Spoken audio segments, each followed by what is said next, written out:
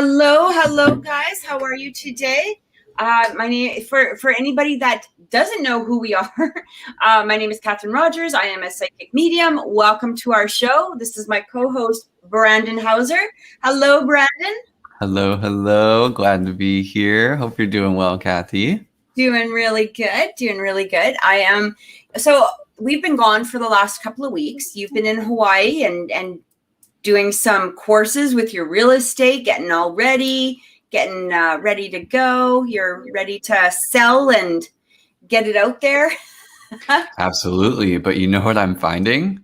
What? Even just yesterday, I am getting stories and tales of experiences I've not had before about houses being haunted and what to do with that, and how all these people are, being affected. They're moving out right away, left and right. And I'm over here like, well, is there a lockbox on the house? Let's go inside. Let's go. No kidding. Let's So go check it out. this is a whole other realm of real estate that is definitely intriguing me. And I'm wondering if there will be some kind of crossover at some point, because I do have a spiritual background. I don't have background with paranormal. I've not experienced anything that I consciously know of. And now it's coming right up to me in my face as soon as I, keep continuing my career in real estate. So you will have to explore that a little bit. Yes. And I'm super glad you keep finding and connecting with awesome guests, that have experience in paranormal. I'm seeing some kind of connection here. I'm seeing something. Well, we are back, guys. So, this week we'll be back to normal. We'll be here Wednesday for our live readings. We hope you can join us. It's such a fun show. And remember that you do have to be a subscriber in order to get a reading. So make sure that you click the subscribe button, click the like button, and all of that. So speaking of the paranormal, we have such a special guest on today. This is such a dear friend of mine, and I can't wait to bring him on. Chris, we are bringing you on and going to introduce you. Oops, there we go. Chris McKinnell, thank you so much for joining us today. My pleasure. What's that? It's my pleasure. Oh, it's our pleasure. So just a little background, guys. I met Chris a few years ago. Through I believe it was through the Warren Foundation. Is that correct? Yep, the Warren Legacy Foundation for Paranormal Research. And we've had the pleasure to talk on numerous occasions. He's such a dear friend. And I've been wanting to bring him on to the show for a while, but he's been traveling and doing his thing. So welcome. Chris, tell us a little bit about how you started in all of this. Yes.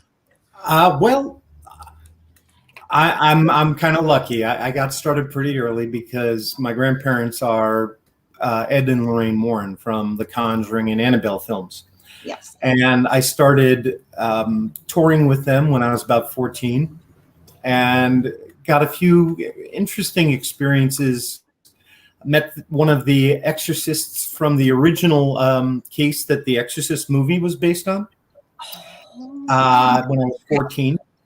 And then I was also present when my grandmother was standing in front of the house, and she was one of the most powerful psychics in the world. And she had not been to this house. It was the middle of an interview, and they brought her there without any warning, and they were not allowed to go in. So she stood out there, and as she's rattling off all of these things going on in the house, the reporter is standing next to me with his notes, and he's pointing out all of the different things that the family had reported that she's now saying. I was blown away. And then when I was 15, I went on my very first case, and I've been doing this now for over 40 years. Wow. Unbelievable. Hey, so, okay.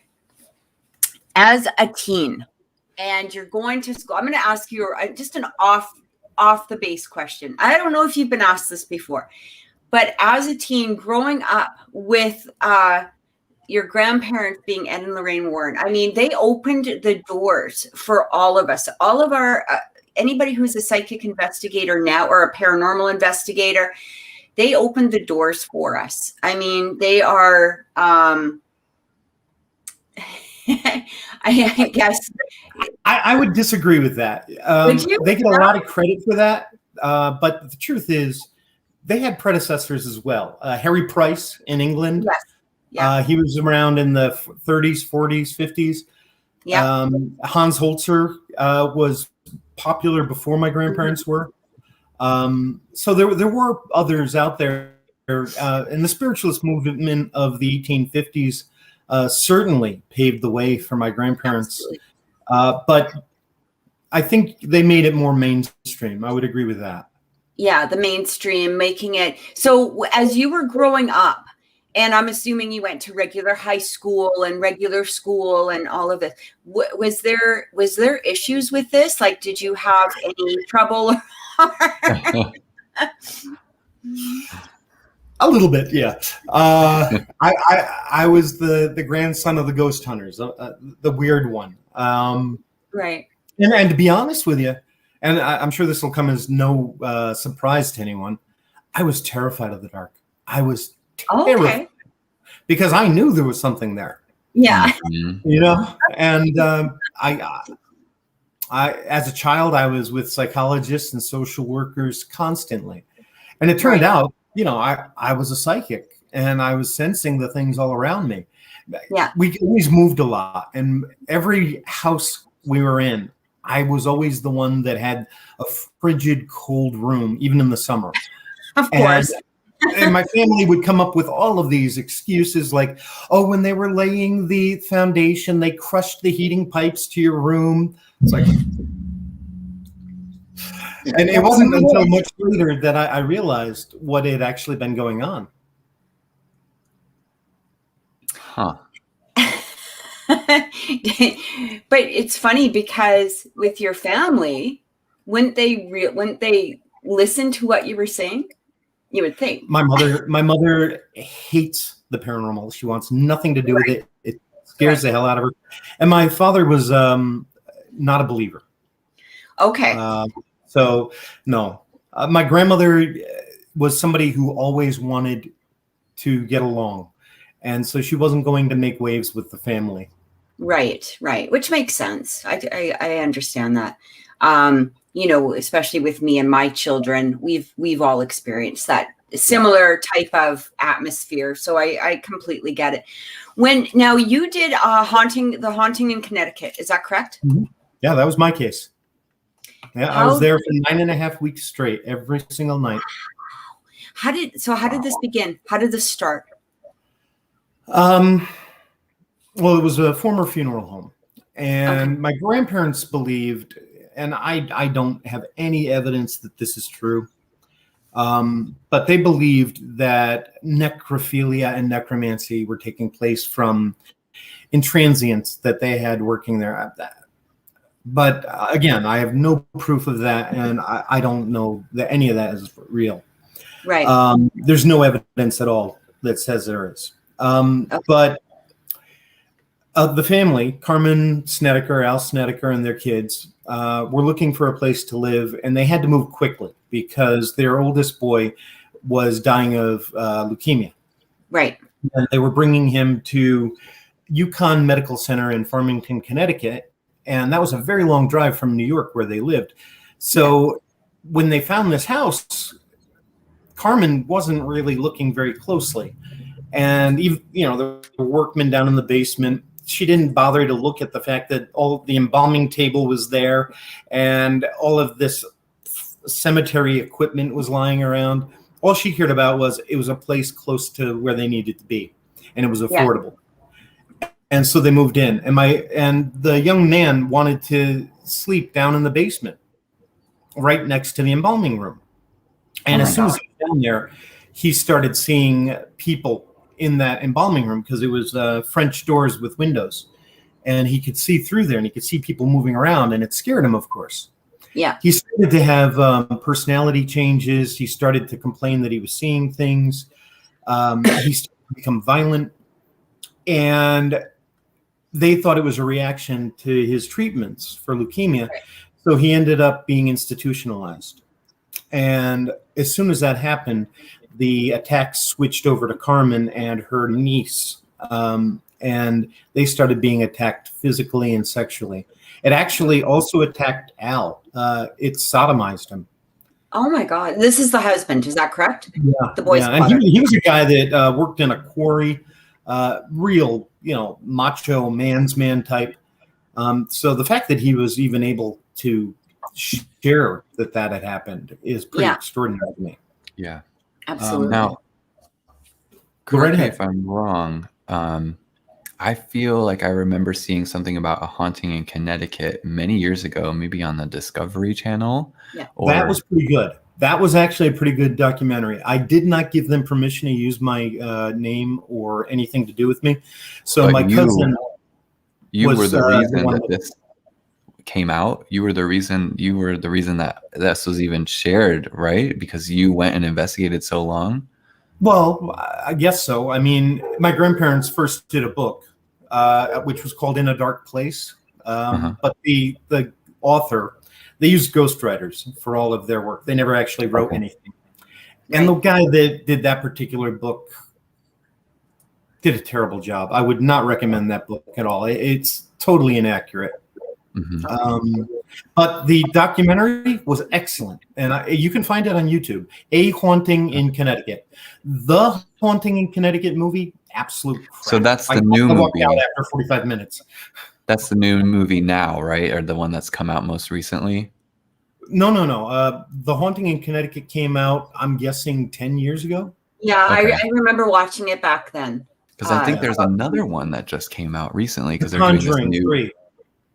The Conjuring. Okay, so I know I've seen a lot of Conjurings come up, and honestly, I will credit this. You had said I can't remember who you referenced. They're the most powerful psychic you had seen in the world.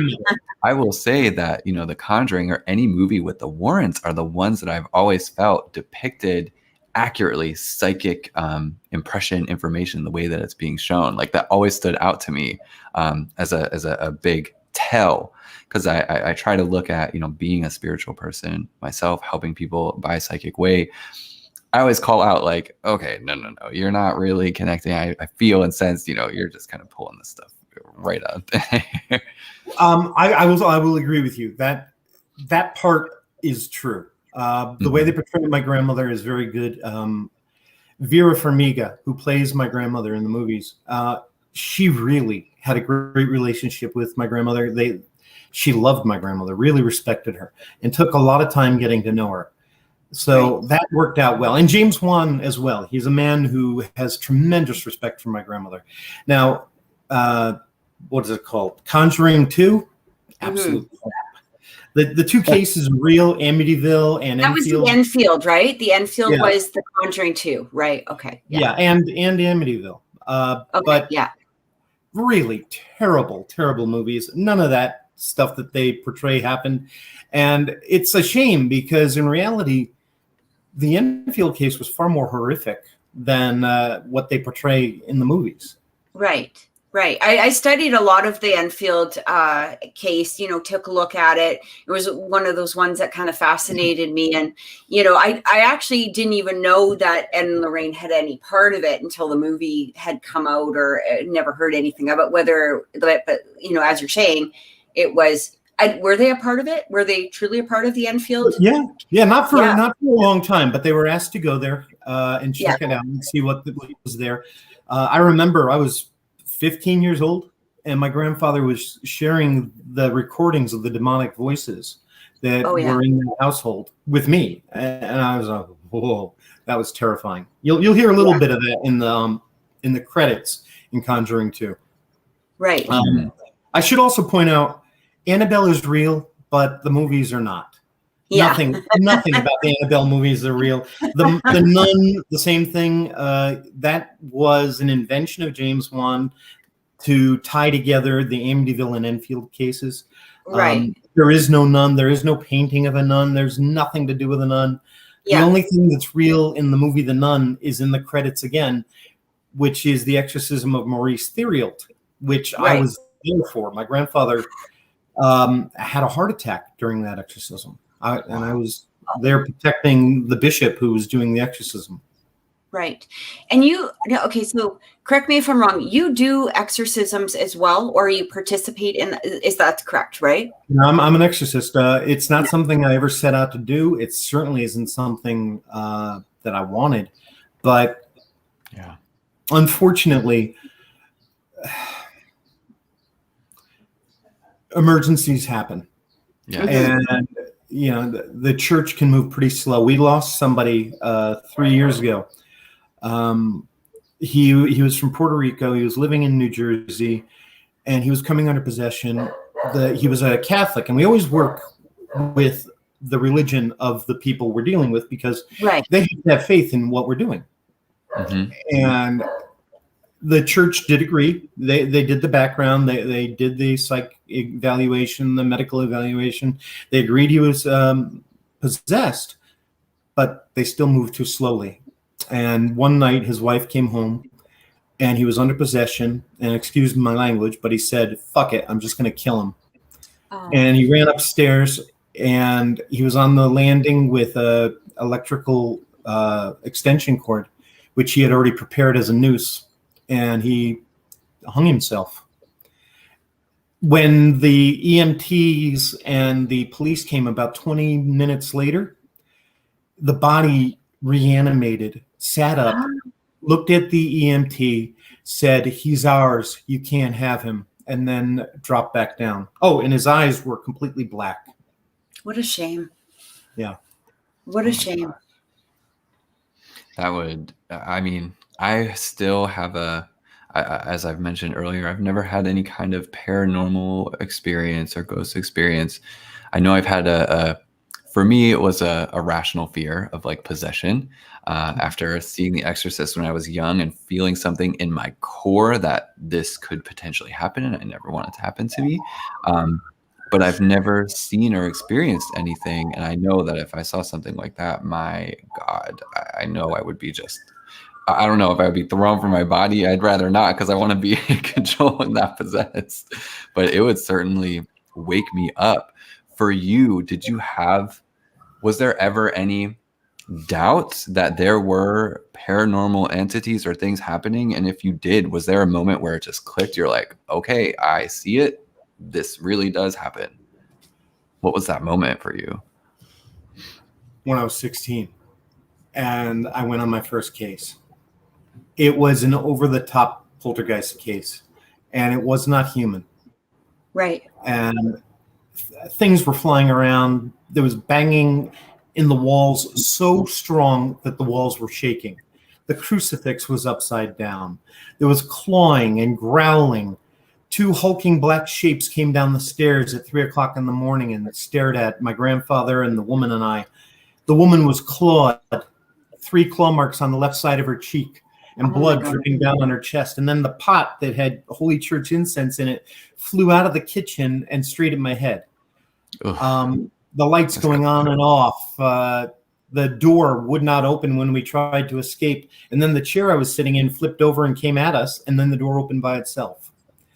So, that was the moment I realized this is completely real. But so as a 16-year-old, like, what is going to, okay, my son is 16. So, and I mean, we've talked about him, I think, in the past before, and he's pretty sensitive, and he's definitely, but we've never experienced that.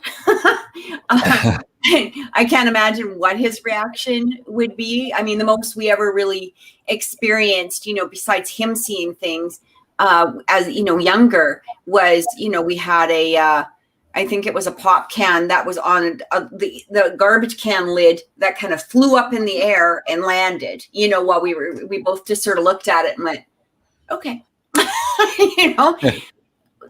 So I'm thinking, as a 16-year-old, or as, my son is 16, I don't know how mentally he would handle this. How did you handle that? Like, what is going on inside of you? Like, were you just give me how you were feeling? Like, what was going on? Remember I told you I was afraid of the dark?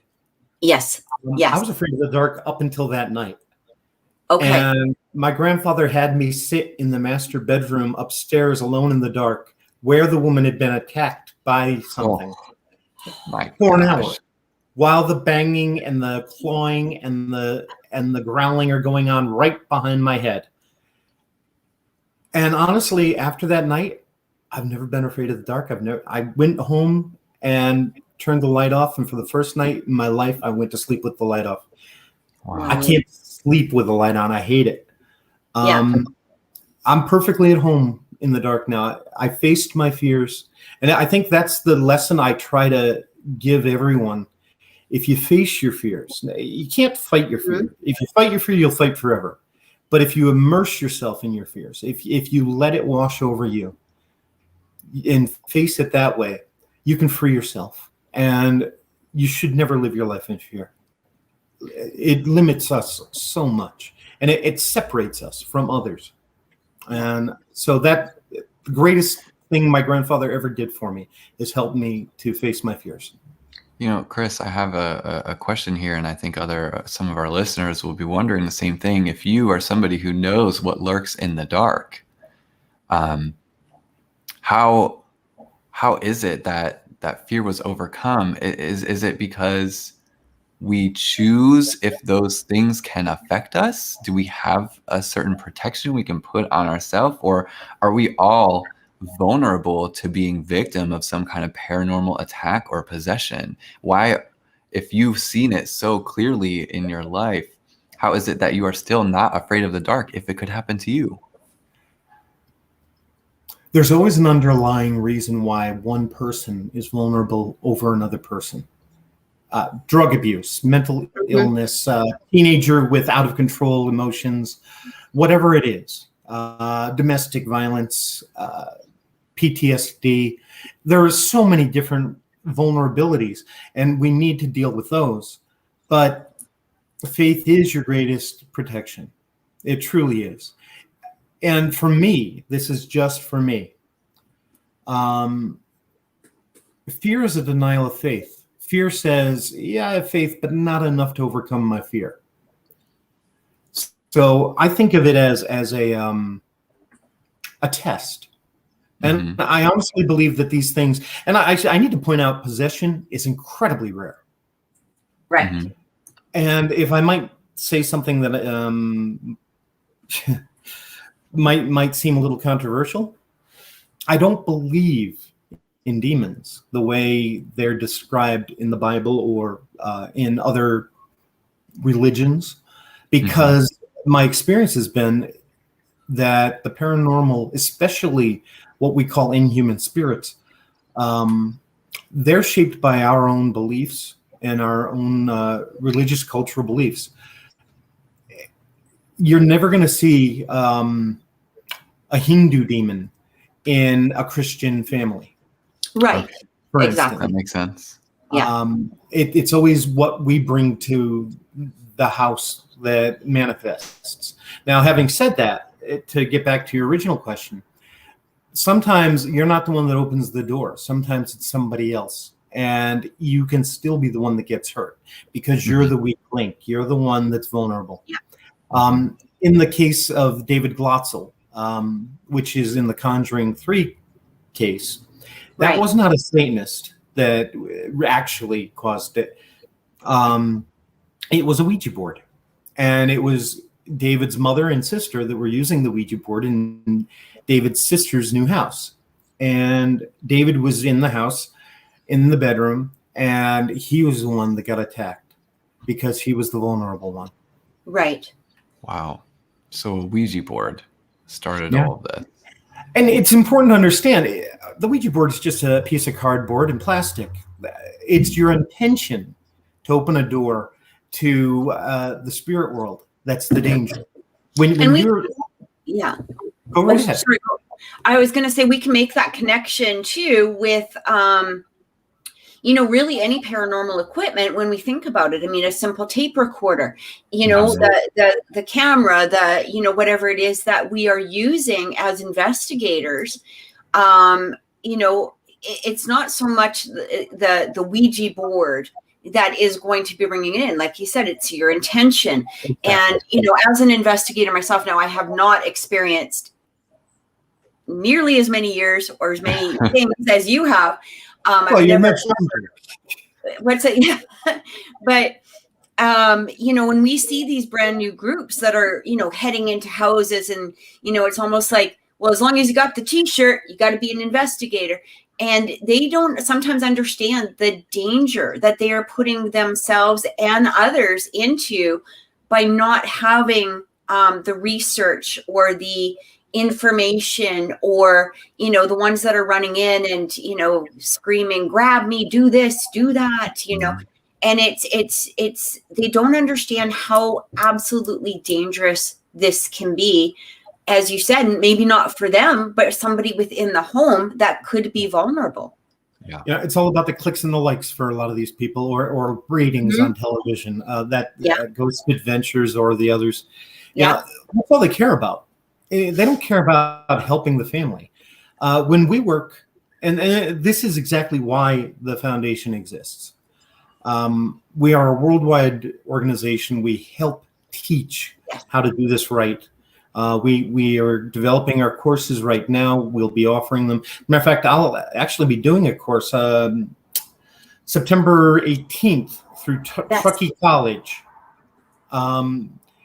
It's going to be a 3-hour course. We're going to do a deep dive into the paranormal, really get into what is it, how does it manifest, what can you do about it. But the first thing you do is you don't publicize the family's details. Right. I've seen, that was one of the sad lessons I learned from my grandparents.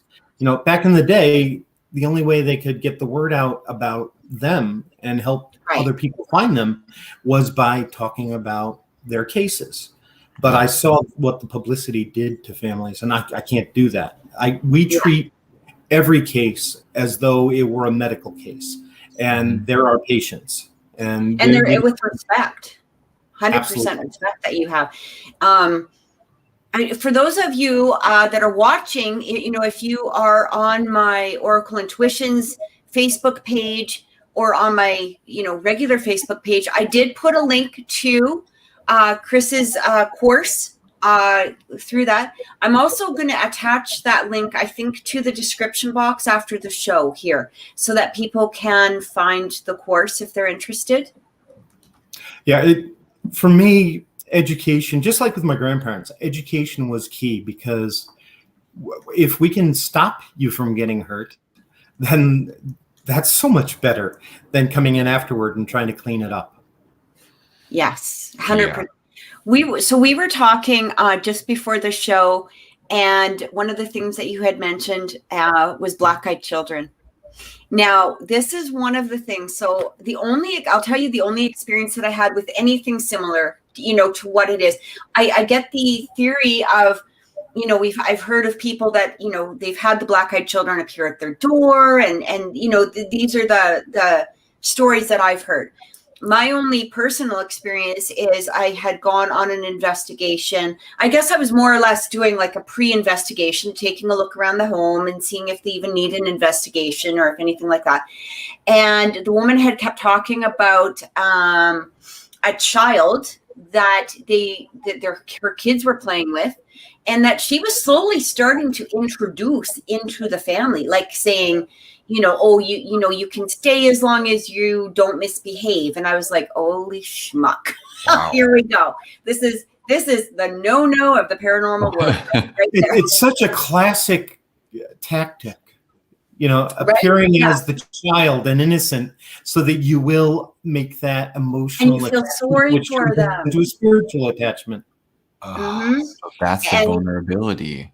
It's absolutely a vulnerability. And as soon as I saw that, and as soon as she had told me about that, I mean, of course, the back of your, the hairs on the back of your neck are like, ooh, okay, here we go. So, as I'm looking around for this child psychically, it did appear to me. And as soon as I saw it, now, first of all, I am not usually a psychic that does, when I say I don't really pick up children, I will if it is a family member that I'm talking to or appears. But this was one of the first times I'd ever seen a child. And as soon as I looked at it, I knew this was not a kid. This kid's eyes were pitch black. And it just, even now. And I was like, okay, we have to do something, and this has to stop right here, right now. But I want to hear, because you had said that you have some different theories on it, or, you know, some different thoughts on it. And I'd love to hear this, because I do think that this is a common, maybe not common phenomenon, but it is a phenomenon that we have heard, you know, several times. Absolutely. And I think the first thing I want to make clear, my grandparents were amazing people. But this is a field of study. Right. And if you're not learning and adapting and changing given new information, then you're not really a researcher. I had the benefit of my grandparents' experience, and I've gone on for another 40 years on my own all around the world. So my views are totally different than theirs. People call me a demonologist. If I am one, I would be the only one on earth. Because my views are completely different, and they fall in line with these black-eyed children and duendes, which are a creature that supposedly manifests here, does manifest here in Costa Rica. Have you heard of elementals? Yeah, I know you have. Yes. Kathy. Oh, yeah. Yes. Okay. So these are supposedly nature spirits. But they are different all over the world. Why would that be? Why would they be different? Why would they manifest as a Greek dyad or naiad? You know, and then why would it be Ireland or something like that? Right? Yeah, whatever. Why so different everywhere? Is it because there truly are thousands of different kinds of spirits? I don't think so. I think these are egregores or tulpas. For those of you who don't know what that means, they are a manifestation of our beliefs. We create a spirit, and it's an actual spirit. And it can be done intentionally. Witches will create an egregore that has a time limit on it. It's given a specific task, and after that task, it's meant to expire. Okay. But if they forget to put an expiration date on it, then that creature, that egregore, can become out of control. Now, I think this is also true with things like black-eyed children, duendes, fairies, everything else that exists in the world, including demons. And I think that what we're seeing is, first you have a spirit of a child that appears. Right. And you welcome it into your home. You're a little creeped out. And there's a reason why this doesn't happen for every single spirit that shows up. But you're somebody, and it happens to creep you out. And then it starts to change the way it manifests. And it becomes darker and more negative. And it starts to feed off of your fear. And that's why it becomes so negative. You are shaping it with your apprehension. Right. And it can take on a literal life of its own. People have asked, why is it that these crazy over-the-top hauntings that happen in North America or in Europe, poltergeists and demonic possession and everything, why aren't they happening in Central America or South America or other places? And honestly, I think it's because magic is such a big, and I hate that word, but magic is such a big part of these other cultures throughout Asia, throughout South America, Africa, where they will use that energy and shape that energy with rituals and intention to get a desired outcome. But because magic is not exactly accepted in the Western world, it gets out of control, it gets wild, and then it becomes over the top crazy. Well, it's belief, right? They definitely hold belief in places like that, South America, Asia. And, there's a lot more superstition. Oh, no, you don't go into the house with your shoes on. No, you don't, blow out this candle at this time or whatever. There is this very clear, way of living. And I kind of liken it a little bit to where people are affected or communicate through symbols versus direct word. For me, there's some kind of reference of understanding a symbolic nature of life versus, pinpointed lawyeristic language that I feel like westernized culture lives on. The only times we live on symbols is for our advertisements and marketing, to convince people to come somewhere else. That's the most that we really feel exposed to it. Now it seems like in this world, people are paying more attention to these little bit, we'll say a primitive, because this has been around for ages, of interacting with life in a quote unquote superstitious or magical way. It's just only recently in history that we've like shunned that idea and said, no. This can be explained or fixed with a medical procedure or a pill or something like that. Yeah. And so it makes perfect sense to me what you're saying, that it seems more extreme in the more westernized societies and places of living. You need something. I was talking with Kathy yesterday, and we were going through an experience of processing emotions, and I was making a joke of I need a damn parade to see the point of what's going to happen, that I'm supposed to be seeing as far as a personal lesson. And so it absolutely makes sense to me that you need something dramatic so you realize, no, you're going to pay attention to this. You're not only feeding it, but you need to fix it. And that's something I'd like to address. First off, let's get back to magic just for a second. For me, magic is energy. Right. And it is your intention shaped through ritual and through your focus. And if you have faith, you can move mountains. You can make your local reality change. Oh, preach. And that can be done for good or evil, positive or negative. And the roots of witchcraft, as far as we can tell right now, and I'm thinking it's probably even greater, go back at least 35,000 years. Hunters and gatherers, and the gatherers learning about the properties of the plants and the animals that they were dealing with and the powers that they might have, and how they used ritual to put people to rest when they died, things of that nature.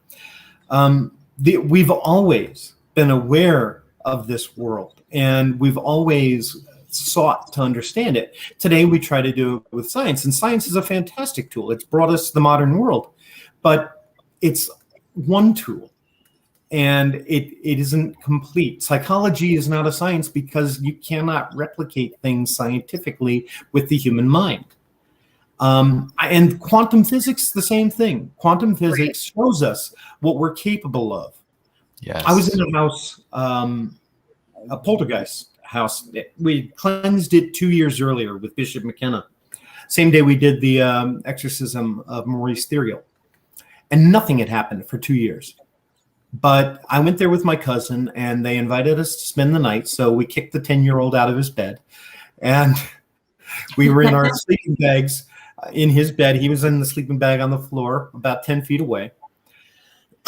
And my cousin starts complaining that I'm kicking the bed. And I said, John, I'm not kicking the bed. Mm-hmm. And I said, look, I'm in my sleeping bag. I'm not doing anything. We turn off the light.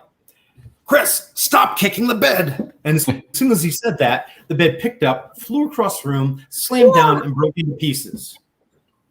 I laughed my ass off. My cousin could not get out of there fast enough. I mean, he left a smoke trail on his way out the door.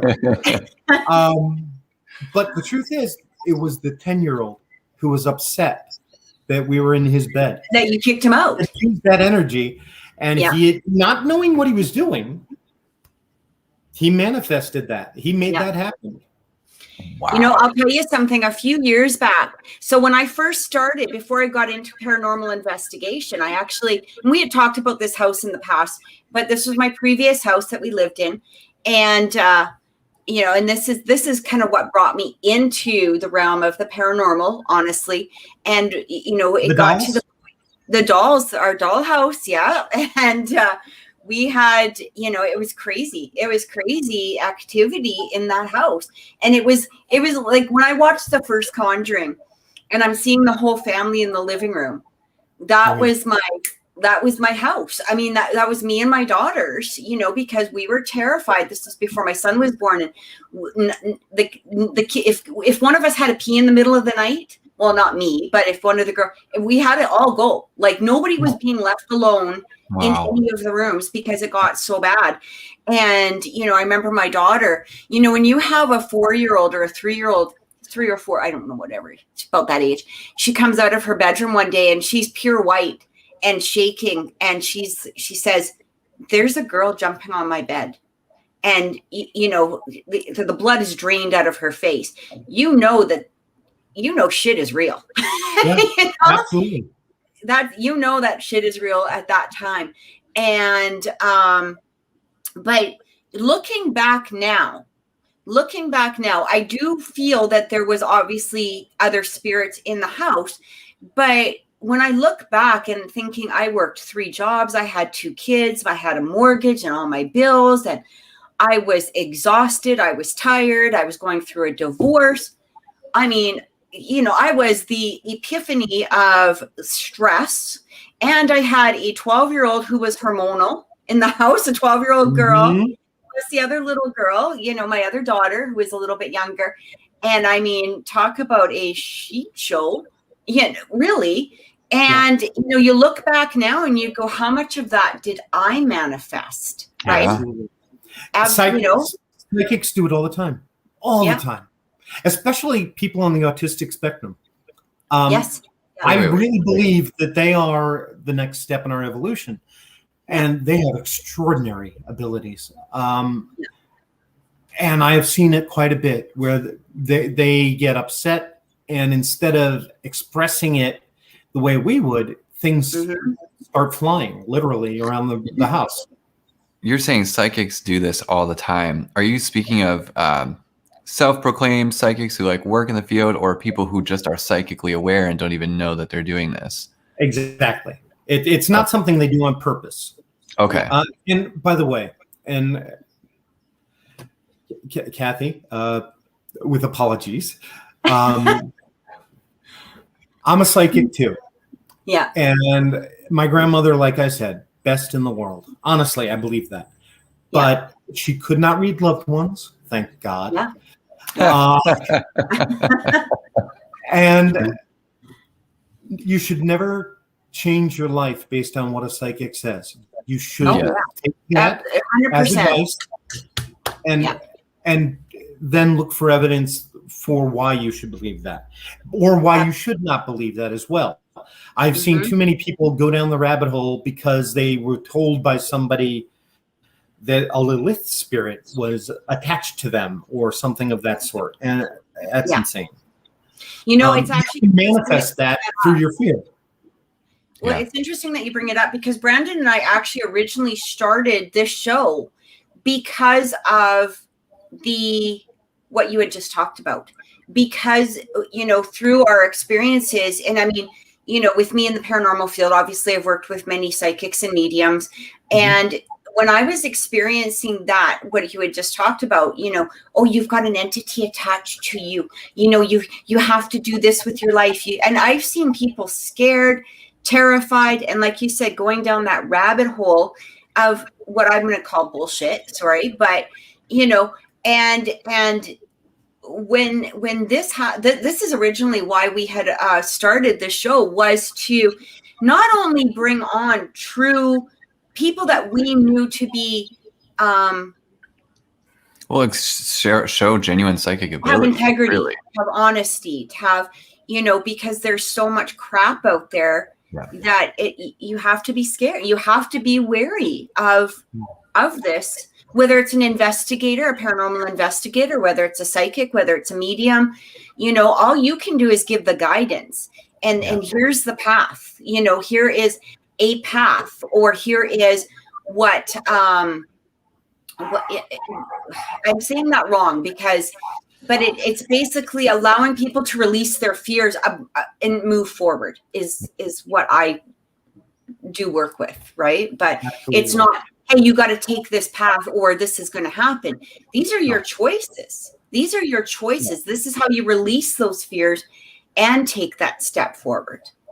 And, honestly, I think I'm a big believer that faith isn't real unless it's tested, and that problems are important, that we need problems to grow. And tested. And even when something horrifying happens, for instance, if I were to be kidnapped by a serial killer and you never heard from me again, and I was tortured for 6 months, but no one ever found out that that's what happened to me, it still would have an impact on people that I disappeared. It would still be a lesson. It would still affect people. I believe God is kind of like a weaver, and we're only his threads. We can't see the tapestry that he's creating. Yes. And my faith has to come in understanding that and in accepting that when a person knocked me into the gutter by accident or on purpose, maybe they did me a favor. When somebody stole from me, maybe they did me a favor. Maybe I was going to use that money to go somewhere, and instead I'm not going to go, and maybe that's the better thing. I think when something evil happens to us, it's an opportunity for us to learn empathy and compassion and understand other people. When my fiance died several years ago, I was in a horrible depression for many years, and I lost everything. I lost her kids. I lost our home. My son lost his mother. But today, with all the abuse I've had in my life, and I continue to have, I thank God every day because it's made me able to help others more effectively. Right. I work with grief constantly now. I constantly am helping people to overcome their grief and understand that death isn't an ending. It's only a change. That when a person dies, it's a coming home party for them. It's a celebration. Yeah. It's only hard for us. And in a way, that's almost a selfish thing, that we're holding on to them instead of letting them be happy and embracing their happiness and their freedom now. Yes, of course you should grieve. Of course you should feel bad for a while. Yeah. But then you should also accept and understand that you're going to see them again. This isn't the end. The body is only a car. And when the car dies out, you get out. That's it. That's all there is to it. What a beautiful way to look at it. I think hearing that, I could see just within what you had just said, how many thousands of people that could help just with that thought, belief, that knowing right there, how, what a beautiful way to, I always tend to cry on my shows, so I'm not going to. I'm trying really hard. You got her to cry. You got it. I want to ask. Yeah, I always do. I always end up somehow in tears. I don't know why, but what amazes me though, if I can, 1 out of 4 people has an out-of-body experience in their lifetimes. That's proof that you are not your body. Yes. 1 out of 4. Oh my God, yes. I feel like we're showing it all the time. Yeah. What's to fear? Mm-hmm. It's just the unknown, and the unknown should be embraced. There's only one thing that never changes in life, and that's the fact that everything will change. Everything changes all the time. Your life is made up of chapters. And whether you've lost your husband because he's now after 40 years left, that's okay. Because maybe now it's time to let go. All relationships end one way or another. Someone is going to be sad because somebody died, somebody left, whatever it is. Mm-hmm. But the truth is, that's no reason not to love. And it's a better reason to love more, because I think death is important. It teaches us the immediacy of our emotions, and that we shouldn't take them for granted. We should make sure that the ones we love know it, because we might not be here tomorrow. Absolutely. That's exactly it. And when we're putting so much energy onto, as Brandon and I both do psychic readings, and 99% of our readings are going to be, is he going to call? Is he going to call? Is he going to call? What, and you think about it, and what you just said, when you look at that and you're like, if you're placing all of this time and energy and everything onto this, or am I going to get that phone call? You're not living life right now. Exactly. And you're not enjoying all of the moments that you could be embracing at this particular moment. Yeah. Whatever it is, you're not watching the beautiful sunset that God has just created. You're sitting there watching your phone, waiting to see if that phone is going to ring and you're going to get that text message. And the truth is, the one thing God will never take away is your free will, ever. Right. You can pray that somebody will change, but if you try to change them, then you're doing something evil. Yes. Free will is the whole point of life, that you're making choices to get closer to God through learning love and compassion. Sorry, I'm a minister, so sometimes I start saying things like this. No, it's probably not where you thought this whole evening or afternoon was going to go. Honestly, no, I did not. You have a wealth of wisdom and knowledge and information. It leads to ask me, you had mentioned something about a course earlier. Do you teach, do you preach, and what exactly is the Warren Foundation? Is this where you operate from? Yes, all over the world. You never know where I'm going to be. I've been in Costa Rica now since February, except for 1 month when I was in Mexico. But come October, I'm not even sure which country I'll be in. Yeah. Come to Canada. Canada. In October? Yikes. Bloody hell, I've been in Halifax. We'll get you a sled, a husky sled or something. And 17 parkas. Yes. I'll build an igloo of that. I'm just teasing. I absolutely love Canada. I fell in love with Montreal and with Halifax. I've got good friends in both areas, but that winter, no, yeah. Thank you. I share that with you. Do you have a few, are you in a rush? I just wanted to, because I really didn't ask about the time that you have there. I wanted to ask, because I know obviously a lot of viewers are going to be wondering about the Warren Museum and Annabelle and, that, do you want to talk about that for a few minutes? Are you okay with that? I know one of the questions that we had is, is if you had ever seen the Warren Museum, and I did explain that you used to actually live with your grandma, 20. And I remember you and I were talking one time when I had mentioned Annabelle, and you're like, yeah, she's like 20 feet away. And I'm like, Huh. Quick. I was locked in the museum at night when I was 3 years old.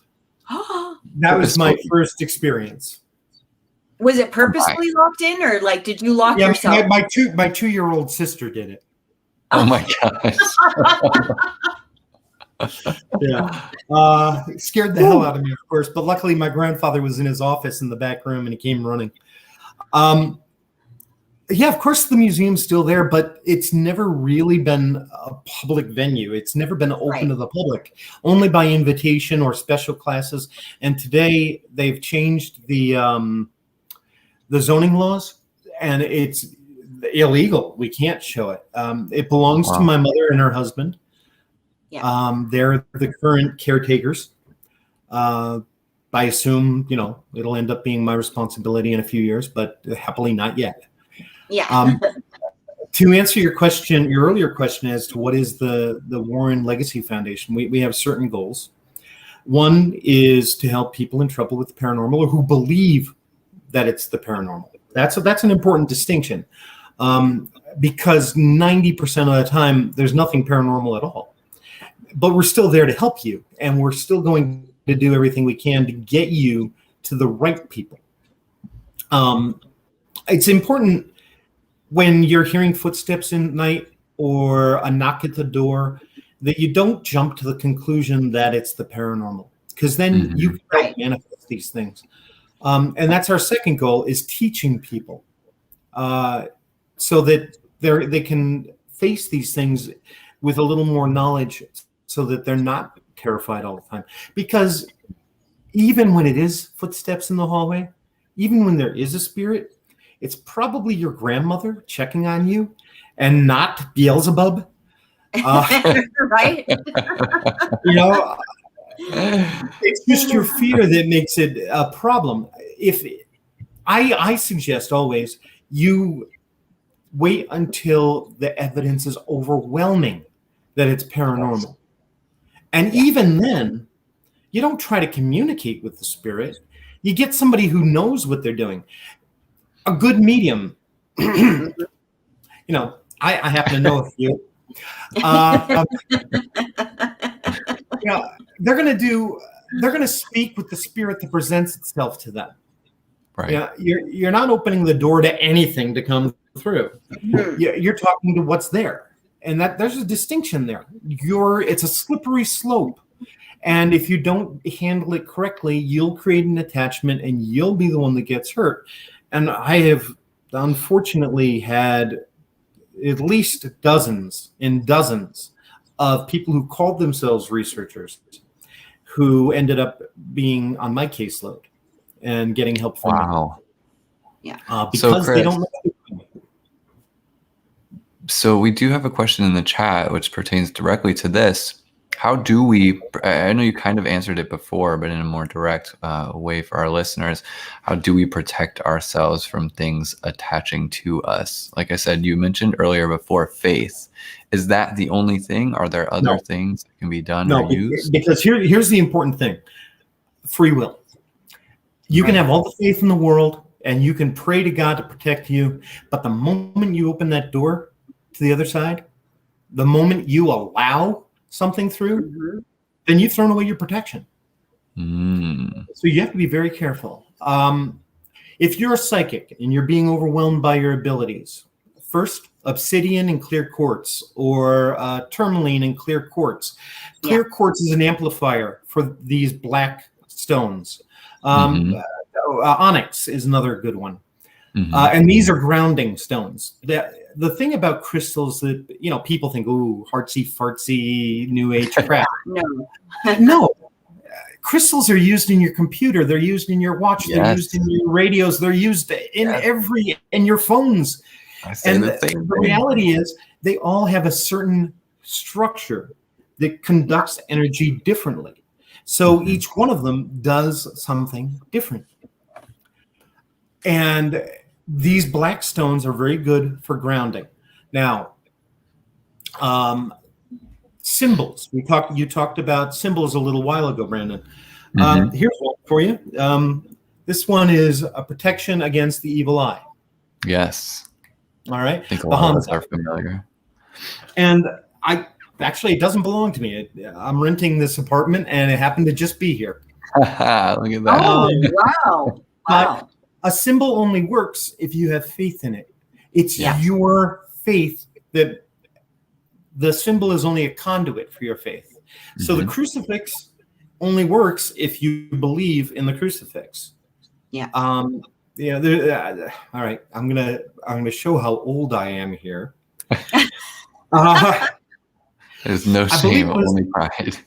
I believe it was called Dracula Dead and Loving It, where Dracula shows up, and this Jewish guy pulls out the crucifix, and he's like, "Yeah, that's not going to work for you, buddy." It's a great example, though. It's funny. I actually surround myself with crystals. I make the organize. I have crystals everywhere.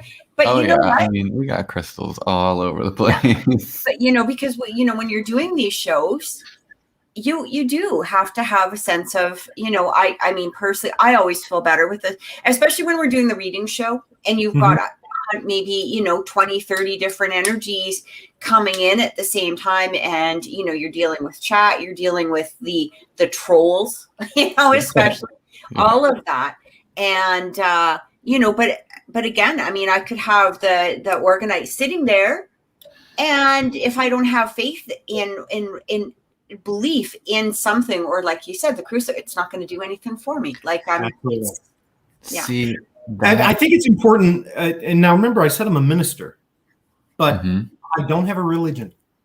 And that's really, to me, my experience has been that God will answer anybody's prayers, regardless of your spiritual path. Yes.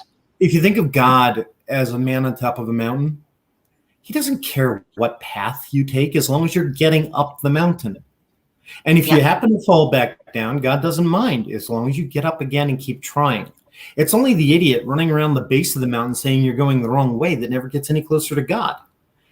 I think that all of the religions have elements of truth, but at the end of the day, it's your spiritual connection to God that matters. Yes. And however you find a way to get there, that it still works, whether it's through religion, music, art, science, it doesn't matter.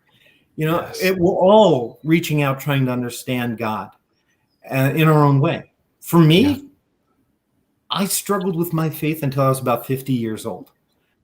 And it wasn't until I realized my ego is what had held me back for so long, because I kept trying to understand God's plan and understand the mind of God. And then it finally dawned on me, okay, so there's over 1 billion galaxies in the universe. And I'm supposed to understand the mind of the creator of that? Can barely conceptualize one galaxy, let alone billions Exactly. of them. Exactly.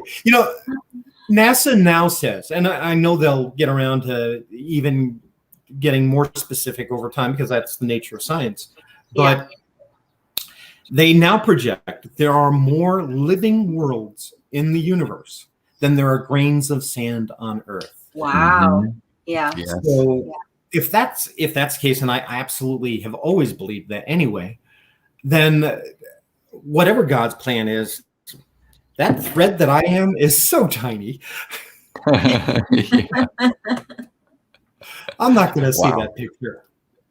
You bring up, and it's beautiful and refreshing to hear this from somebody who has experience in the field, of paranormal, supernatural, however it's labeled, that it all does come down to belief. That belief is more magical. It's not child's play, like I think so many of us in Western culture have allowed it to just fall away to, oh, it's Disney and my child can make believe and do things.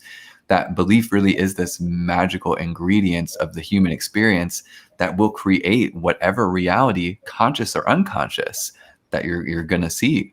It's so influential. And so in the same regards, the other side of that sword, child's play, we should be, this is something we are born with to play with and create and do. And then we kind of let that go when we let our inner child die and like, oh, no, this is the way the world is. I don't have any control of the situation. I'm just going to let somebody else dictate what happens for me. So important. There are a couple of things here I want to say. Stop saying I can't. Never say I can't. It takes away all your power. Say I won't. I won't even say I can't fly, because I've flown twice. Yeah. There are no limits except the ones we put on ourselves. Yes. I'm not suggesting that you put a cape on and jump off the roof. Right. But I am saying that when we say can't, we give away all our power. And we need to stop doing that. Yes. My son made fun of me for this particular revelation. But the truth is, all solid matter in the universe originated in exploding stars billions of years ago. Yeah. What you are, what I am, we are literally star stuff. We are the universe, consciously aware of itself and looking back, trying to understand the rest of it. Yeah. So when people ask, is the universe self-aware? Yes, we are. Yes, we are. Beautiful. That's such a beautiful point. And quantum physics also shows us that observation changes outcome. When we expect things, when we look at things, we change what will happen. that was actually, quantum physics was my breakthrough into understanding spirituality and my spirituality and faith. It was through quantum physics that I actually opened up into, oh my God, this world. Like, oh my gosh, it's like I'm interacting with it. It's not happening to me. I'm here. I'm in the process of it. It was a mind blow. And that's when I said, it's not crazy to talk to something above myself, whatever that entity or being may be. And it was through science that I understood this. And I think what I love about paranormal people and researchers is that it seems to be emerging of some kind of observational science married with a spiritual belief and understanding. And there's something about this connection with spirituality and science that I still feel is going to be a great moment of evolution in humans' history. Yeah. And actually, so many quantum physicists are very deeply spiritual. They're not religious. How could you not be? How could you not be after what you see? Yeah. I think that's an incredible point to bring up right now. We had someone saying hi. We had Archbishop Matthew Rockcliffe. Yeah, friend of mine. Okay, they say hi. He also says, you are a very great and knowledgeable man. Knowledgeable man. I love that. No, people should not put other people on pedestals. Yeah. Every single one of us has feet of clay, and I am a deeply flawed person, just as my grandparents were, just as everyone else I've ever met is. And I make mistakes all the time. It's how I learn. If I have any knowledge, I learned it the hard way, and I thank God for that. It's experience, it's and it's interesting because I always feel the experience or the knowledge that we need will come through an experience. Yeah. And, it's a lot of people will say, how do I get to being here? Well, sometimes it's those little tiny steps. They always want to go from A to Z instead of the A, B, C, D that it is truly needed in order to get to where they want to be or where it is that they're going to learn. And I mean, it's like with your course here, I feel like people, guys, if you're watching, sign up for this course because it's only 3 hours long. But if you think we've gotten a little bit metaphysical here, I promise you we're going to get pretty deep, because the nature of reality is so much more different than what people think it is. Mm-hmm. And we're also going to, of course, talk about Annabelle and Amityville and all of my grandparents' amazing cases, but we're going to do it through the lens of my experience and how different things really are. They talk about higher selves. Now, you want to get metaphysical for a minute. When you die, you leave the universe. You step outside the universe. Right. Science already has shown us that time and space are linked. So outside of the universe, there is no time the way we think of time. It's different. You're outside of this. And so as a spirit, you can come back if you wish, anytime you want. And often we are drawn back by funerals, weddings, holidays, births. Right. This is a very normal thing because that's when we remember our loved ones and we call out to them to come back to us. And it's also why we often stick around about 40 days after we die so that we can watch over our loved ones, see that they're adjusting and letting go so that we can let go. When they have trouble letting go of us, we have trouble letting go of the earth. But now here's where I get really metaphysical, and I don't think the English language has the words for this, but I'll give it my best shot.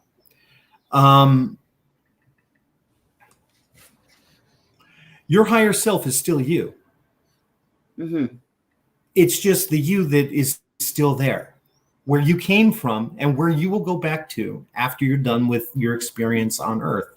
Earth is only your classroom. It's where we learn. And it's your ego that separates you from everyone else. It's by letting go of your ego that you get to become one with everything, that you accept your oneness with everything. When people talk about karma, karma is not you do good, you get good, and you do evil, you get evil. No, that's far too simplistic. Karma is the connections that you make in life that you can't let go of. Those are the things that you come back to work out. That's why we have soulmates. It isn't one soulmate that you go through lifetimes with. You go through a lifetime with a beehive of spirit of souls. These are the people that you don't let go of, that you have unfinished business with, that you're going to work things out with in other lifetimes.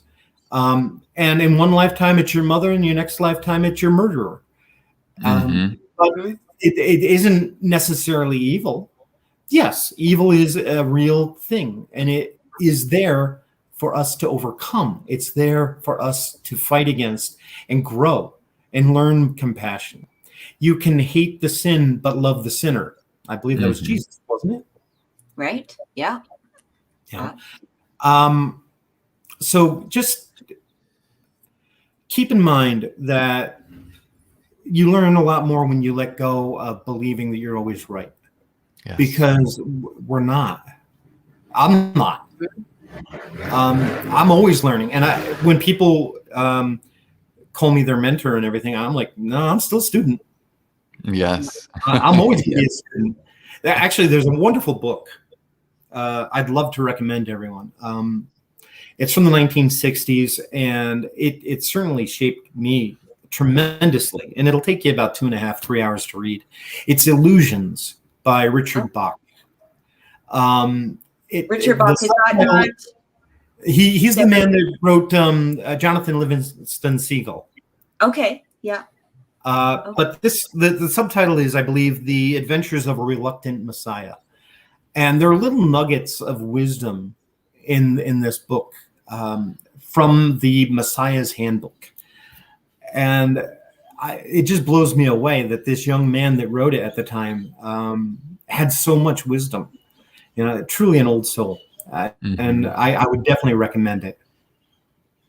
Beautiful. Thank you for sharing. And Michael was asking about if I'm afraid when I go on cases. No, absolutely not. And if you are afraid, you shouldn't be going, because your fear can help things to manifest.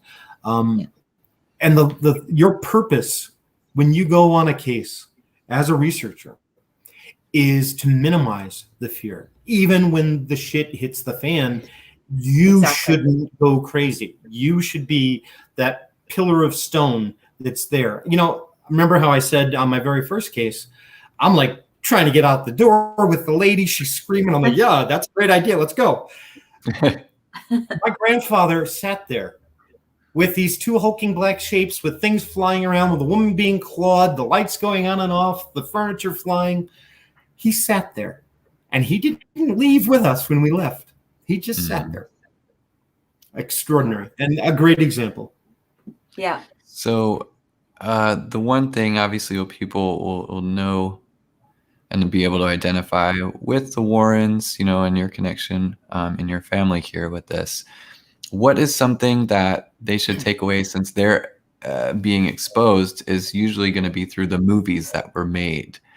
What is something that people should either listen to or not listen to? How should they receive this? You know, were you involved in this process? Are these lies? Are these, you know, things that were just blown out of proportion for a reason? You know, what should they take away from all that? When you sell your story to Hollywood, you give up all rights to it. And they can do whatever they want. Do not look at these as documentaries. Do not think you're learning what to do, because you're not. These are not the place to take away any knowledge of my family. Although, having said that, the very last scene in Conjuring 3 made me cry because it was true. And I'm not giving anything away about the actual story, but at the end, my grandfather gives my grandmother a gazebo in the backyard. And she had wanted that. And, it was so important to her. And it made me cry. I feel that. My That gosh. is beautiful. That is so beautiful. Do you, I just want to ask a question. Do you find that lately, or I'm not, when I say lately, let's say the last few years, okay, five years or so, have you experienced that veil, or, I'm going to call it the veil. Let's just go there. Do you I find the don't know what you mean by that. with spirituality and people seeing more psychic phenomenon, spiritual activity, all of this? Have you found that it's getting, I guess, thinner, or there's more interconnection between Earth to other dimensional things? I'm trying to put it into the best way possible, and my brain's not working exactly the way I want it. Okay. Not in the last 5 years. People say that to me all the time. Yeah. But things have been crazy always. Right. Right. And it's just that that information is more easily shared today. Mm-hmm. And because of the prevalence of TV shows and everything, the awareness is much greater, and people are more open to it, which means the manifestations are happening more. Now, having said that, 2020 and even this year have been much worse, and that's because people have been stuck at home, and they've been uptight, they've been, on edge. So the spirit world, not understanding what's going on our side, all they can do is feel. And they're like, what the hell is going on? Wow. And so they're reacting to it. And so, that part is definitely causing problems. Well, I mean, fear, anxiety, yes, obviously more alcohol, probably more drug use in the last year or so. You've got all of these mixed emotions, and there's been a lot of people that aren't following their own true intuition. In a lot of cases, they're listening more to the media, they're being infiltrated, let's just say, by the news, politics, all of that's going on. And so instead of, going for a walk and connecting with the earth, let's just say, allowing ourselves to be grounded, we're really, we're taking that stardust and kind of just going instead of allowing ourselves to be grounded and trusting what's inside. Yeah. I think you've shown us a lot, Chris, of why it's so valuable to be connected with yourself, have your own sense of faith, not just to protect yourself from other entities and human entities or spirits, but, to be in your own space, your own path, your own creation and belief, and, not to experience so many different karmic things, but to engage in the moment and the life that you have right now. Absolutely. And not to let it be. Don't let fear rule your life. Free yourself from that. The truth is, when you put a label on something, you limit it. Yes. People ask me, what kind of psychic are you? What are your abilities? Well, if I put a name to it, then I limit it. Mm-hmm. And I don't believe that that's real. I think it's energy, and it's how you use that energy, or how you're sensitive to that energy. Mm-hmm. And it's not necessarily just one thing or another.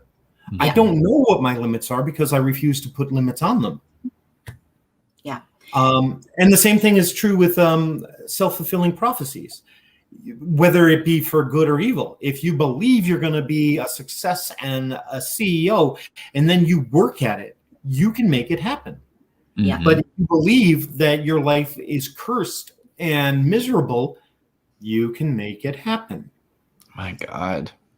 You know how different the world would be if they just adopted that idea and understood it in their core? My goodness.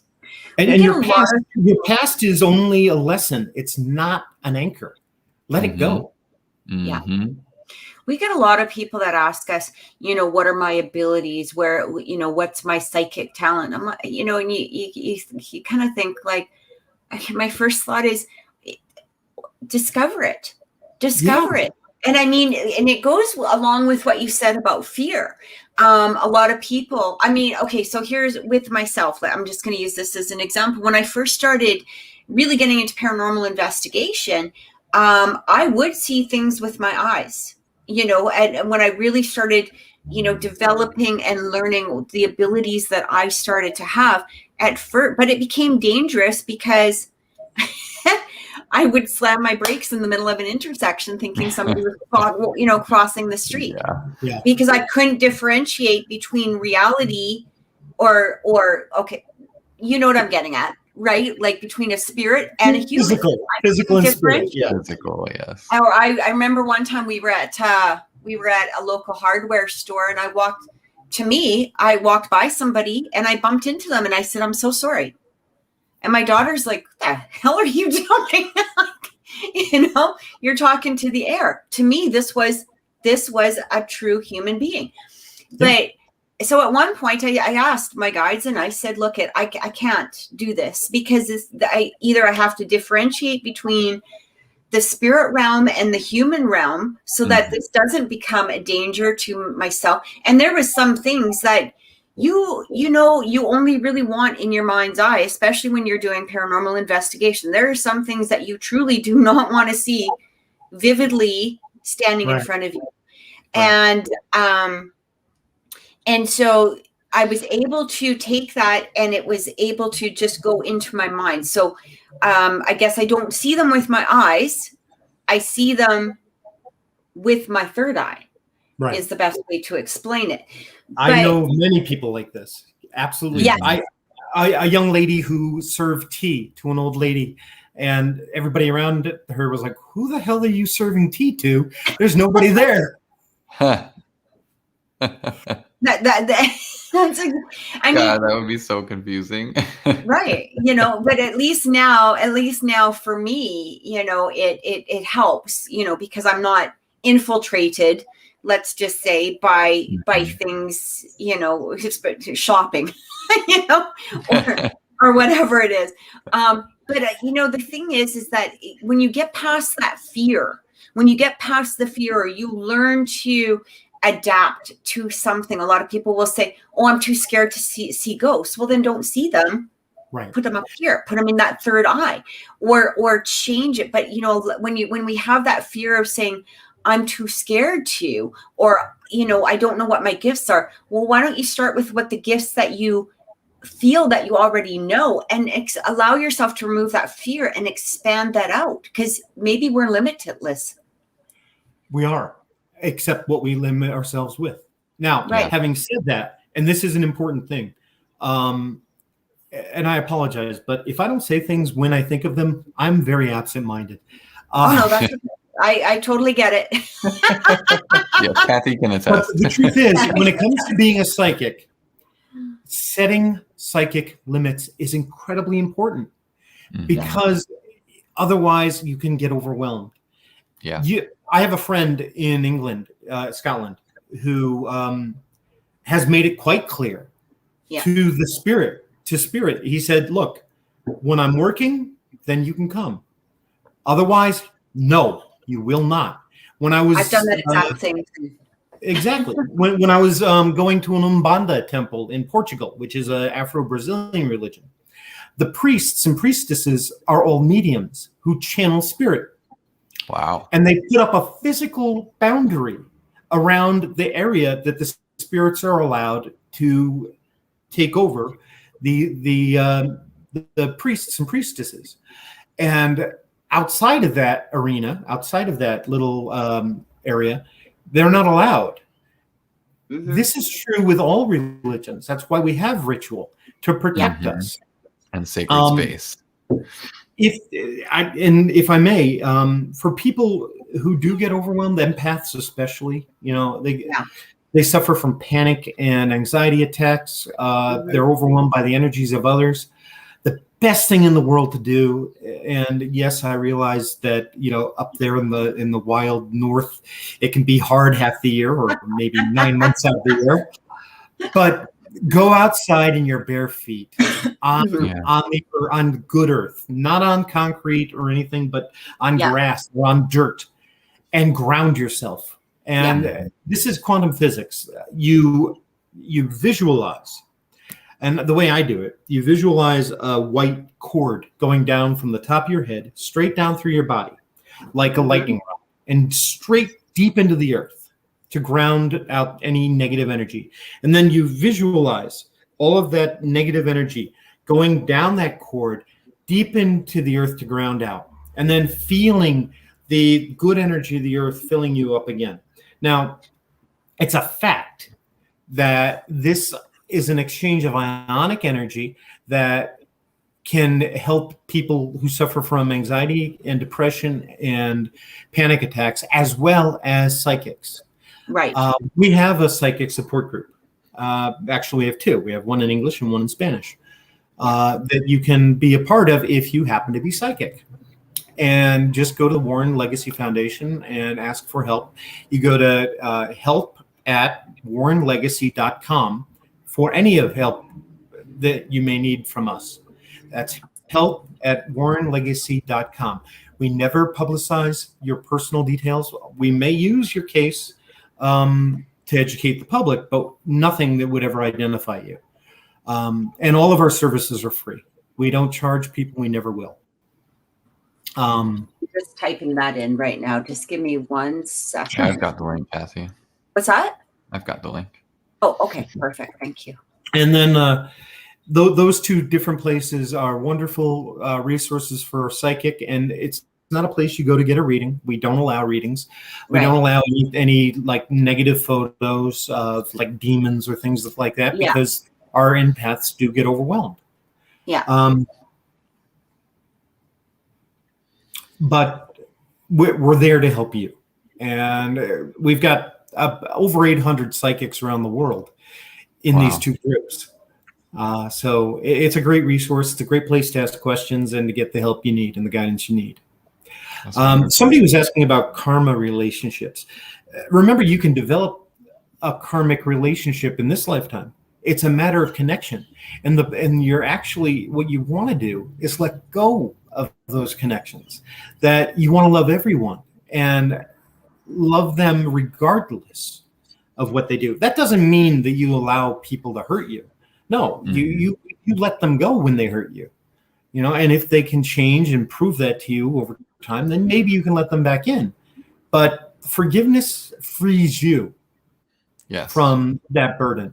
Your anger does nothing to another person. It only hurts you. So all of the people who've hurt me in my life, I forgive them all.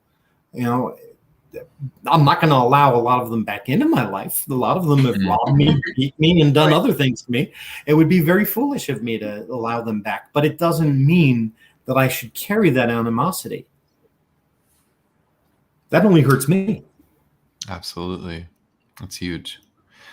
It's amazing, to hear all of your wisdom here. Was this something that, do you feel you would have gained all of this or had this perspective had you not followed this paranormal path? Do you feel that it was a symptom? I would have made a lot of mistakes regardless. But the paranormal has allowed me to have a different perspective on reality. A greater perspective, a wider. It certainly opened your mind, right? It opened you up to see things potentially that may not have been there or could have been. It allowed you to really keep an open mind, I feel. Well, honestly, I started letting the Mormons and the Jehovah's Witnesses in my house when I was about 11 years old because I had questions. When I got out of college, I joined the Peace Corps, and I lived in the poorest country in the world, Mali, in West Africa, during a military dictatorship. Wow. I got more out of that than in my travels around the world. I've spent half my life living abroad. I think I've gotten far more out of that helped me understand the paranormal than vice versa. Wow. So I feel blessed that I did have an open mind, and I don't know why. It's not common in my family.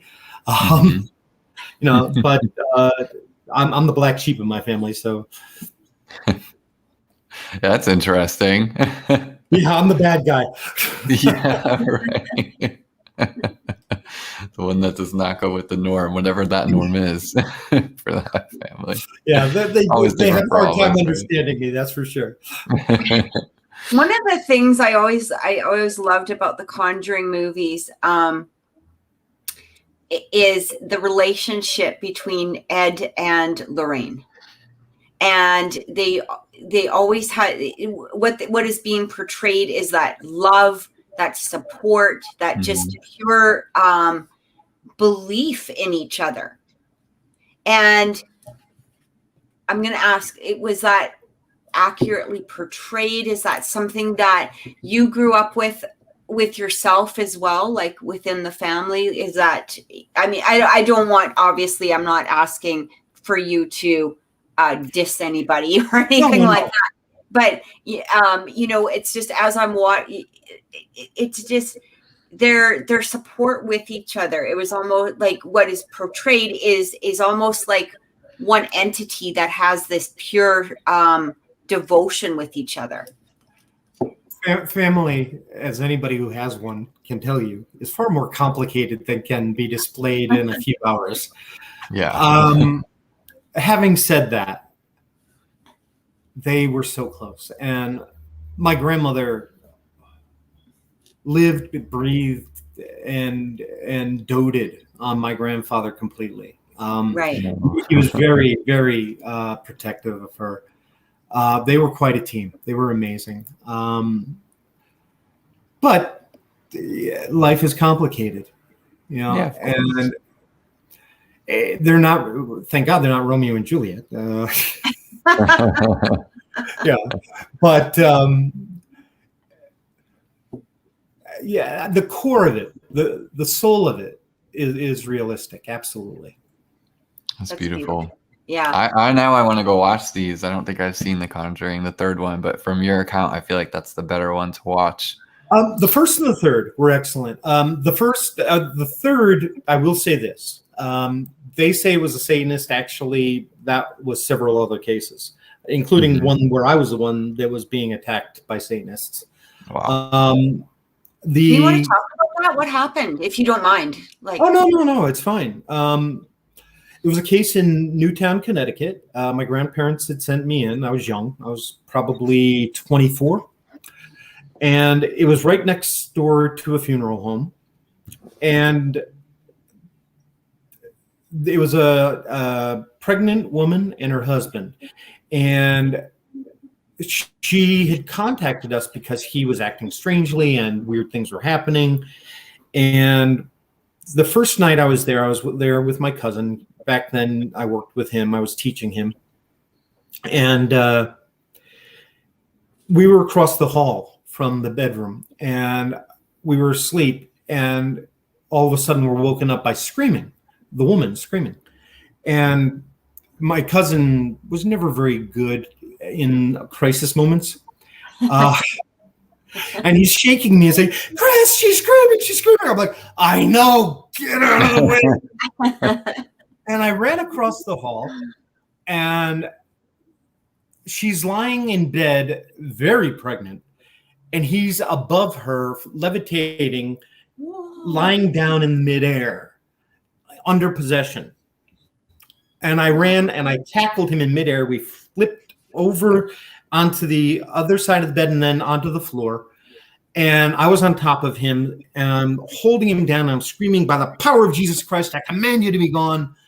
And finally, my cousin came in. He's throwing holy water, and we managed to get him off. But a few nights later, the morning after, we were leaving, and there were 3 men in a car, and they followed us, and they started chasing us. Luckily, I'd been raised in Newtown, Connecticut, so I knew all the back roads, and we managed to lose them.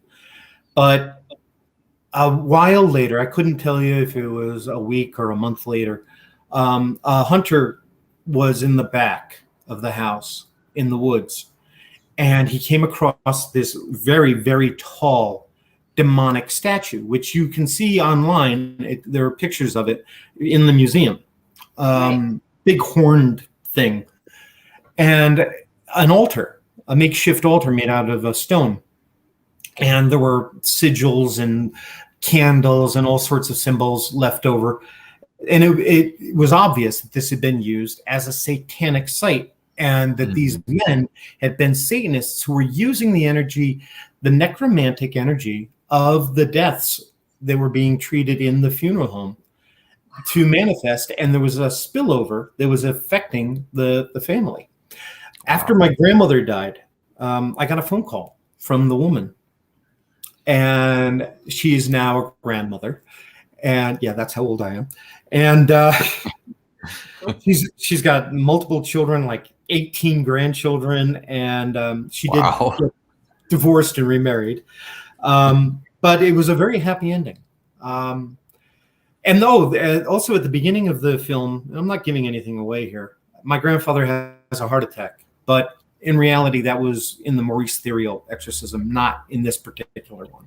So, you know, they take elements from other cases in these movies, and they also make things up, like the nun, or like my grandfather hanging out of a window with a child while a tree is attacking him. And my grandmother is going through a flooded basement to get there, and screams out the name Valak, and supposedly that's going to get rid of the demon.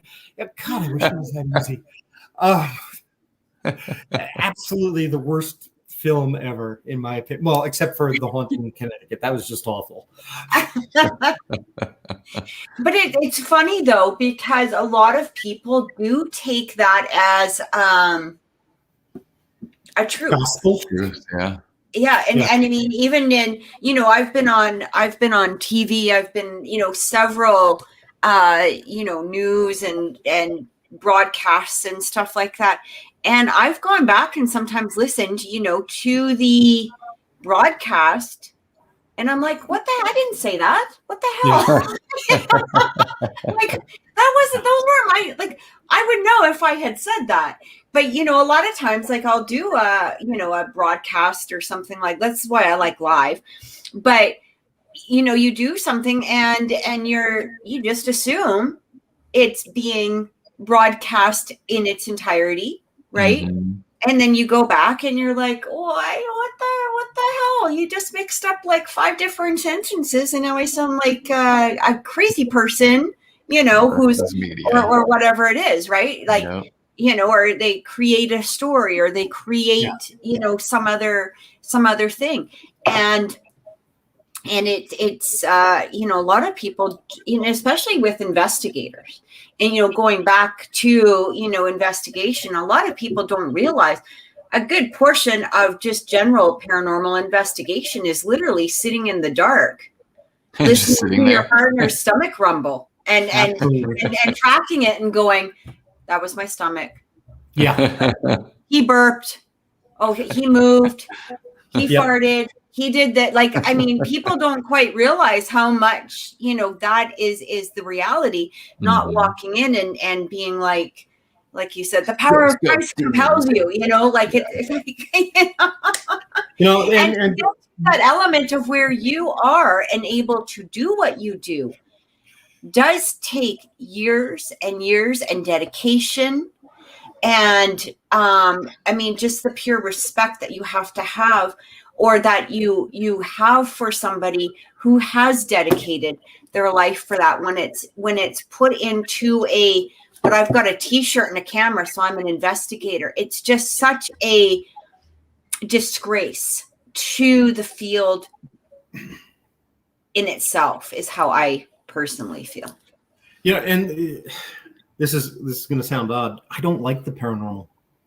I don't, you know, I do this because there are very few people out there that I can count on to help. And therefore I feel a calling. It isn't what I enjoy. It's far more frustrating than anything. And half of the job, literally 50% of the job, is diagnosis. Because if you're not getting it right, you're not going to help them. And the the last thing I allow is a psychic to lead a case. They can give input, but they cannot lead it, because I have seen psychics that I respect who will talk to one another and go right down the rabbit hole. They'll follow each other. Oh yeah, I felt that, and then this and that. Like, and no, it's a sex demon, and it's got children locked up in its house, and it's spreading out around the world in a black cloud. And oh my goodness graciousness, we've seen that too. And it's and you're just sitting there, and you're like, the hell just happened? Yeah, well, they're vulnerable, right? This is not helpful to a family. Yeah. And if you've got an impression, then you give it to me personally, quietly, without the family knowing, without other psychics in the group knowing. You tell me, and then we will look for evidence for and against what you're feeling. But we don't try to prove it, because then we will ignore other evidence. Yeah, that's really important to me. And that happens a lot. Yeah, of course it does. A lot. Yeah. I was never the psychic on one of our cases, because I already knew the case, and it wouldn't be fair for me to go into a case with already the knowledge of the people. So we always brought somebody independent in with no knowledge, no, the only thing I would possibly do on a case is if I personally I felt my team was in some sort of jeopardy. Sure. But it's not a matter of, you've got a demon standing behind. It's like, look, maybe we should protect, let's end the case, let's go outside, let's ground ourselves, let's, whatever it is, right? Yep. But there has been so many times during investigations where if you don't vet the psychic, you do see what you had just described. And I've seen them stir up the clients without your knowledge, that where the client, or they're trying to sell their personal services on a long-term basis. Like, while I'm here, I should tell you about this thing that's attached to you and is going, this chaos demon or whatever the hell, that they're going to create. And it's like, oh my God, here we go. Well, we're working on a case right now in London. The man is very, very ill. He believes there's a generational curse, and he is paying a guy in Bangladesh, because he's Bangladeshi. He's paying a man to spiritually cleanse him. And the man has every reason in the world to keep him afraid. He's telling him it's jinn, that they're in his crotch. The reason his crotch is hot is because it's infested with these jinn meaning demons. No. And because he's paying for this advice, he has a vested interest himself in believing it. Of course. Yeah. So his fear is helping to manifest these things. And we are doing everything we can to separate him from these people that he's paying, because they're counterproductive. And sadly, the truth is, and this happens a lot, where you'll go to somebody who's a magic user for whatever, for a love spell, or which, by the way, are not good. Well, that takes away free will right there. Exactly. Anything that takes away free will is bad by definition. But they have a vested interest again, and they can hurt you to keep you coming back. So stay away from these idiots. Well, I'm glad you're doing the work you're doing, Chris. I think we need more people out there who are, exposing truth, but providing example of what genuine, work into metaphysical, supernatural, paranormal, whatever that field is that is intangible to the human eye often in our physical reality. We need more people with voices that we can actually trust, count on, and rely on. Well, I'm trying to teach the next generation, because I don't have much longer. I give myself 28 more years before I leave Earth. I don't want to make it past 85. 85 is perfect for me. And I'm trying to educate the next generation. And we've got a code of ethics, and Kathy knows. She's been a member of the foundation. And our code of ethics is based on the Hippocratic Oath. You know, do no evil, do no harm. But obviously, it gets more specific than that. But the point being, if you're not there to help, you shouldn't be there at all. Yeah. And I think of this as God's work. It's not me. It's not my ego. When something goes right, it isn't because of me. You know, it's often because of the family. They're the ones doing the hard work, and they're the ones letting God back in. And you can say, God help me, but God helps those who help themselves. Yes. There's a reason this is happening to you. There's something you've got to change. And I'm there only as a guide to help you to change those things that have made you so vulnerable. Absolutely. I know that's why I'm here. I know that's why Kathy's here, and any of the other genuine spiritualists, I'll say, you know, that encompasses the astrologers and psychics and ministers and whatever. I know that that's their motivation as well. We're not, you know, we're not the answer. We're the light that helps shine the way. You know, we're here to help walk with you on that path, not make it for you. I'm not going to make that. Absolutely. Yeah. I try to explain that it's your battle, not mine. I'll be there. I'll fight with you.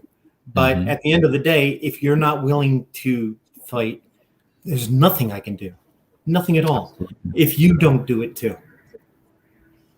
Yeah. Do you empower those when you go into a physical space that's that's my job, the poltergeist, or do you help to empower them just as much as you do the space? Absolutely. You must. Yeah. You know, their fear is what powers it. So education is key. It's the first step. We had a case in Colorado, 5-7 years ago. And the man and woman were boyfriend and girlfriend. They had an infant, and they were finding lit candles around the baby in the crib, or the baby would be moved from one room to the next, or the woman was being pulled underwater and almost drowned during a bathtub or a bath. Wow. And it turned out that they were both on crack. And that doesn't mean there wasn't something paranormal going on. Right. With the crack, that's why these things were happening. It's the same thing with schizophrenia and so forth. You know, we've got psychologists and medical doctors in the foundation who help us. We've got a wonderful medical doctor in Halifax, and her background is working in a criminal insane hospital for light asylum, I suppose. But she's experienced an awful lot of paranormal phenomena there with those people. Yes, they are mentally ill, but that doesn't mean that there isn't something there. Just because you're paranoid doesn't mean they're not out to get you.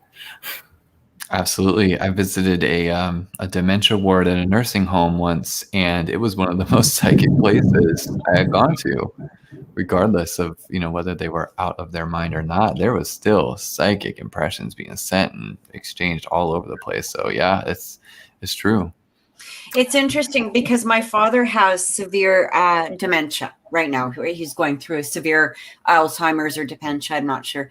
And it's interesting because he's talking to, we don't know, you know, on a regular basis. And and it's interesting because he'll walk up to the couch and have a full conversation. He has a full conversation in another room, you know, on a daily basis. And you tend to wonder, you know, it's not imaginary. Maybe it's not imaginary. They have reached a point where there is no restrictions within the mind anymore. There isn't those barriers or those fears or those, you know, preconceptions that those are removed. And who the heck are we to say that they are not true to that? Amen. The truth is, when you get close to death, not that your father's close to death, but when you get close to death, Yeah. the veil, as you say, it becomes much thinner, and people often experience talking. They see the spirits waiting for them, ready for them. And by the way, I am in Costa Rica. It is the rainy season, and every single afternoon we get hit. So in only a few more minutes, it's going to be coming down so hard, I'm not going to be able to hear you, just so you're okay. aware. Yeah. But Well, Chris, I just wanted to say thank you, Chris. We will end the show here, and we've just been so honored to be able to have this conversation with you, to be able to, finally get you onto the show. And that's mostly out of my fear of asking in the first place. Hey, you're my friend, for God's sake. Cut it out. And stop saying you're honored. I'm just a person like you. We're all just souls on a journey toward God. I'm not special at all. Well, you're my special friend. I love that feat of I'm special to you. But we're all equal. In the eyes of God, we're all equal. This is so true. And that includes Hitler. When you can understand that Hitler is allowed in heaven, then you understand God. We separate ourselves from God. Some of our souls are so black, we can't get close to the light of God, and we hide in the darkness. We create our own hell. But that's us. That's our free will. That's our fear not allowing us to get close, and our fear of judgment and everything else. But the truth is, God's there waiting for you and ready to accept you. Now, he's not an old man. He's not got an old beard. I don't know what God is, but I do know that God is there. And that's why they go back to Michael, who asked about fear again, why I don't fear. Because it doesn't matter what happens to this old car. The car's going to fail eventually. I'm just going to enjoy the ride while I can. Yeah. Yes. So beautifully said. So much wisdom. It was such a surprise to hear all of the experiences and wisdom that you do have. It's great. So thank you. Thank you so much, Chris. We hope to bring you on again sometime. And thanks to everybody for watching. Oh, what's that? If I can make one shameless plug, because I've put a lot of time into them. I have 80 videos online on YouTube on the Warren Files. Now, I will tell you up front, the quality on most of them are terrible. The newer ones are okay. We haven't done anything new in quite a while, but we will be. Oh, and there's this wonderful, wonderful interview with this woman named Kathy Rogers that I highly recommend. It's on there as well. She is extraordinary. And her experiences in an other dimensional space, I found really enlightening. And if she hasn't shared that here, she should. I might now. Thank you. You're such a doll. What is the name of that channel? For your channel? Warren Files. The Warren Files. I've got it here. And we are going to be doing new videos with much better production values. We've got some good people here in Costa Rica willing to help us. So we're going to be doing some things that are much more professional to help us get the message out so we can help minimize your fear and help you. We're also going to be doing some actual courses, real courses, not just a one-day thing at Truckee College, but where we're training the next generation. And we're actually going to be offering certificates. I won't be the only teacher, but I will definitely be one of the teachers. One of the strengths of the foundation is that we do have people from different belief systems, different experiences, who know things that I don't know. And that's really important because I can't know everything. I'm not an expert. I'm only a student. Mm-hmm. This is true. So the Warren Files on YouTube. There are a few little other people using the Warren name as part of their own YouTube plug. So make sure you find the Warren Files. The Warren Files. Also in the chat here. Because people like to do that. They sure do. Oh, I know. This is the authentic. So Chris, there was one jackass who supposedly was using his $4,000 spirit box to communicate with both my grandmother and my grandfather after their deaths, and then selling the spirit boxes. And anybody, you don't need a spirit box. It's an expensive piece of equipment that isn't necessary. If a spirit wants to communicate, it can do it through your phone. It could do it through a tape recorder. I'm old school. We used to use tape recorders, my grandfather and I. Now I just use my iPad for everything. Unless, of course, it sucks the energy out of the iPad, which happens a lot. Any psychic will tell you that, like these two, that they go through phone batteries much faster than most people. They suck the life out of electrical energy. Yeah. It's like my main staple for shopping, batteries. Yeah. But spirits are energy, and energy manipulation is the simplest thing they can do. Yeah. Yeah. It's so much wisdom. Thank you, Chris. Yeah, like Kathy said, I hope we get a chance to talk with you again. Anytime. God bless you both. And everyone else who's listening. And thank you, everybody, for watching. We hope to see you on Wednesday. Make sure you're a subscriber to the show and catch all of the tarot videos I put up throughout the week. And on Wednesdays, we do live readings right here on the channel. You must be a subscriber. So, Chris, thank you so much again. Take care, everybody. It's great to see you again.